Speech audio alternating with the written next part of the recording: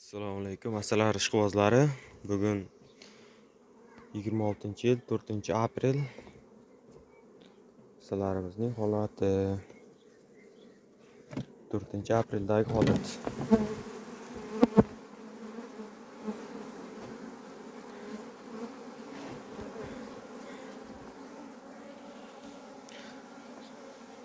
Assalari olishim kerak, bir 10 ta simya. Samarqand Pazdarg'omga kerak. Sotiladigan arilar bo'lsa, kommentariyaga telefon raqamingizni qoldiring. O'zim aloqaga chiqaman, akalar. Bugun yomg'ir yog'di. Hozir obeddan keyin yomg'ir tindi ozgincha.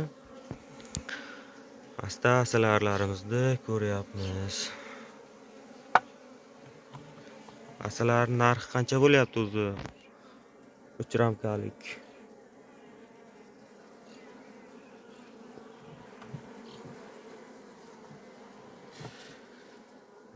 Bu asal ramka, pergi ramka ko'rinayotgan bo'lsa kerak kamerada ham.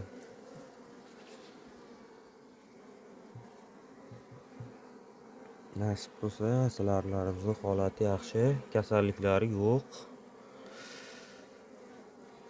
Qanaqa vitamin beryapsiz? Hozirgi kunda sizlar mahsulotlarning holati bir siroma ochib chiqqan asalari, yosh arilar o'rniga kamerada uncha ko'rinmayapti, urug'i bor. Yaxshi holatda turibdi. Haroratlari ham yaxshi.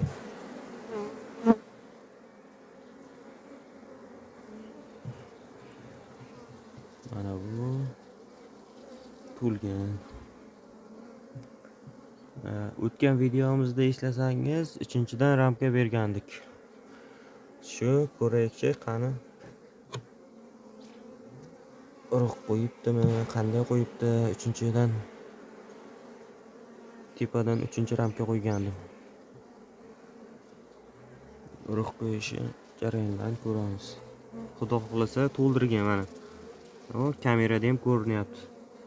Pastda 5 qatoriga qo'yilmagan, qolgan hamma joyiga tepada 5 qator qo'yilmagan, qolgan hamma joyiga qo'yilgan. Urug' rezultati yaxshi. Mana matkamizni o'zi ham yuribdi. Bu qanaqa matka deysiz? Mesnimi, Karpatmi, Karminkami, Bakpazmi? Tushunadiganlar bormi? Tushunadiganlar bo'lsa kommentariyaga yozib keting. Urug'lanishga eng zo'r matka qanaqa matka? Shuni ham yozib keting.